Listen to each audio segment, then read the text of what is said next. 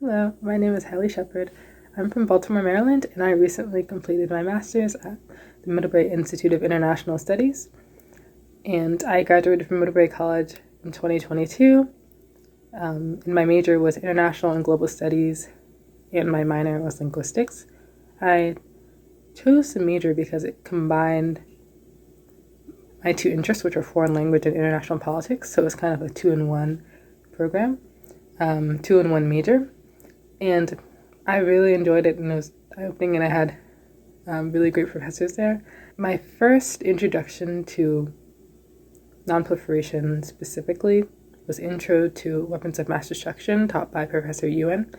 And this was really what made me think I could be interested in this field in the first place.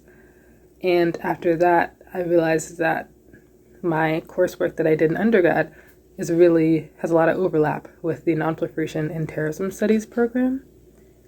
I thought that I was really intimidated by the master's program, the Master's in Nonproliferation and Terrorism Studies program, because I wasn't sure if I had enough STEM background, and so I was kind of worried about it, but I'm glad that I made that decision ultimately. I went to MIST directly after completing my undergraduate at Middlebury College, and it was a bit isolating because I was the only African American female, and there weren't professors that looked like me, so it was kind of isolating. So that would be, that's a tough part about my experience, and the course readings that were assigned to us were not really inclusive, and a lot of the male professors were not listening to our concerns about diversity. So that was kind of a major kind of barrier. So I really like Highly Enriched because they have a more feminist point of view, and they include women's voices and women's expertise in this field, which is really important. While I was at MIST, also I studied Russian and Japanese. I am more advanced in Russian, and with Japanese I'm more of a beginner, but I had an amazing opportunity last October to participate in the Hiroshima ICANN Academy. ICANN Academy stands for International Campaign for the Abolition of Nuclear Weapons, and in that experience, before I traveled to Hiroshima and traveled to Japan for the very first time, I participated in online webinars. And that was when I learned that Nevada is the place on Earth with the most nuclear detonations on Earth, which is really something that a lot of Americans need to know. And we talked to Mary Dixon, who is a survivor of the nuclear testing, and she has a lot of really important things to say about downwinders and how they are still suffering from the effects of nuclear testing to this day, and it's a very important lesson. So I learned from such amazing people even before I got to go to Japan, and then I finally went for a week in October. In the ICANN program, students were selected college age from all around the world, and I got to meet people from different countries, people from Ukraine and Lebanon and Taiwan and all these amazing places. And I was so lucky to befriend two Japanese students, and this is really notable because there's about over 20 students, and so the number of Japanese people is limited so that they can have people who've never been to Japan come. So I was very glad to have my Japanese friends help me. They helped me, showed me around the stores, they helped translate, they helped me with directions and everything. So it was really intimidating traveling to Japan by myself, but when I got to Hiroshima, I made friends who helped me through every step of the way. And it's just incredible how kind everyone was in Hiroshima.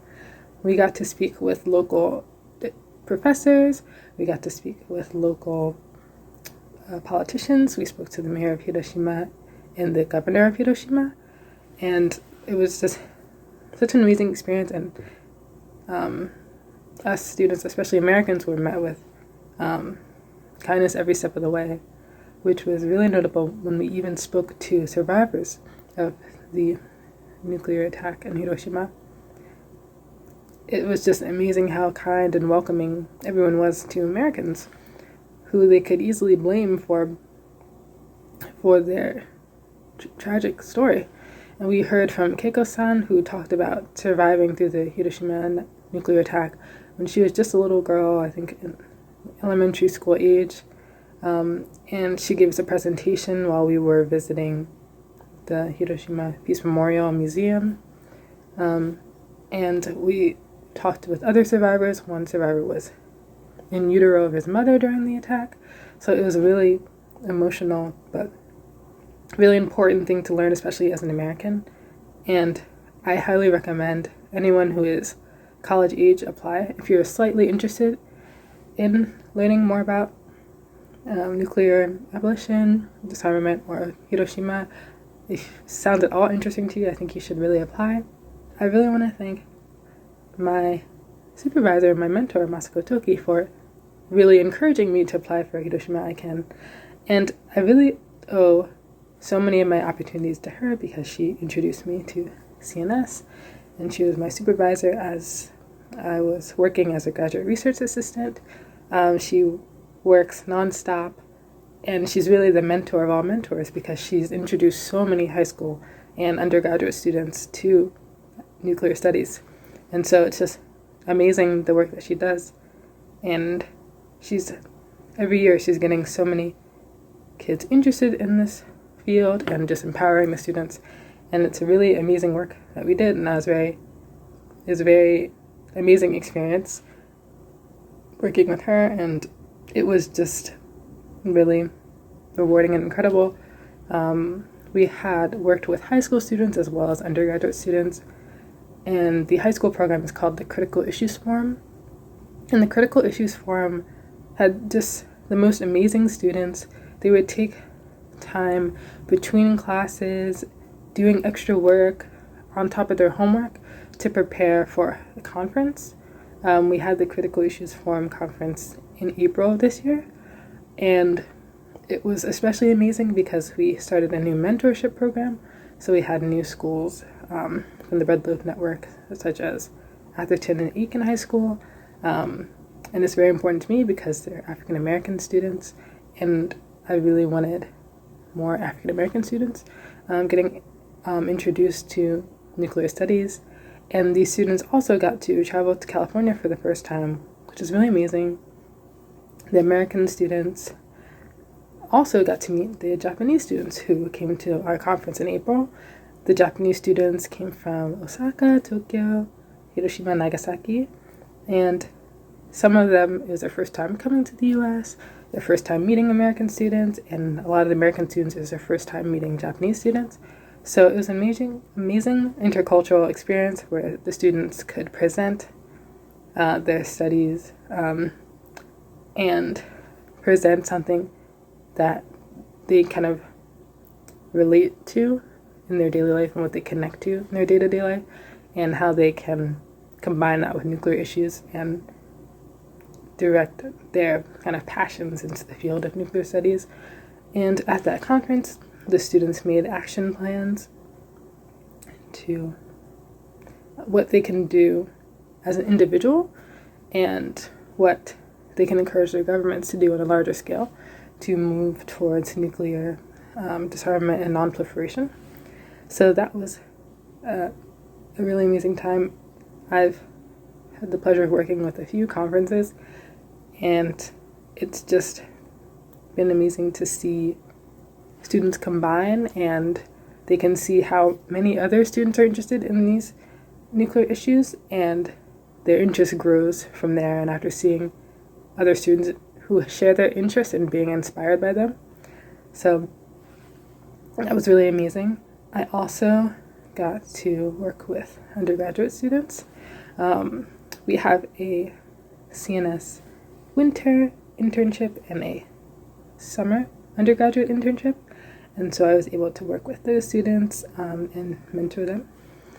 And I think that was just another amazing experience. I was very impressed by the interns, and it's a pleasure to work with them as well.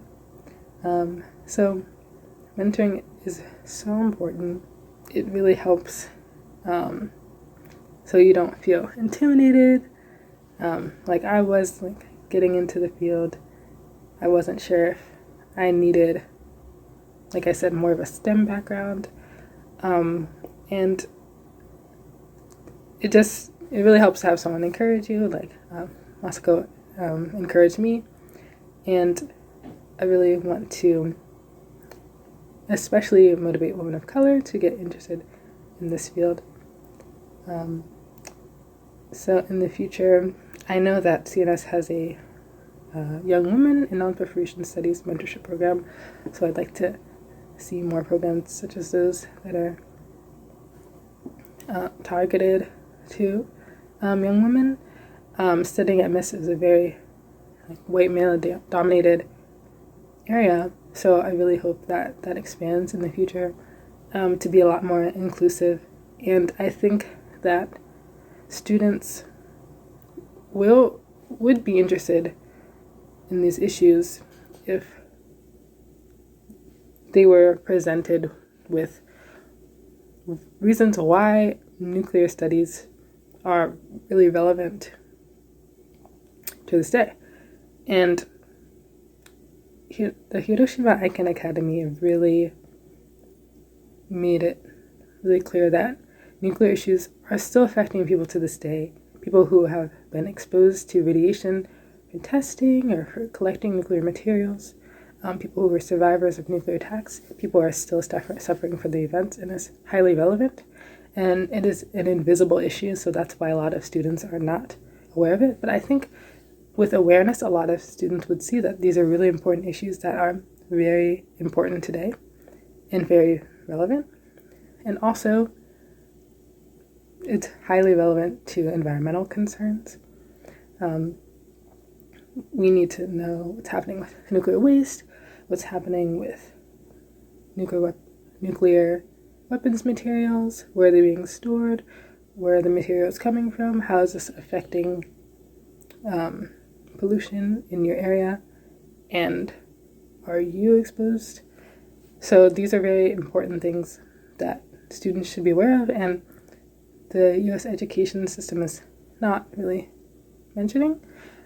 Working with Japanese students, they have a much more robust, it's not called nuclear studies, but it's peace studies. So in Japan, especially Hiroshima and Nagasaki, it's more, they go over the history with emphasis on making sure that peace prevails and history does not repeat itself. And the students know in detail the history, the tragic history of nuclear weapons use, whereas in the United States, a lot of students and a lot of younger students are not aware of nuclear weapons being used in Hiroshima and Nagasaki, and they're not aware of the nuclear issues and why they are relevant to them. And Americans really need to be aware of it, because all over the world, people are affected by nuclear weapons, and people need to be aware of that.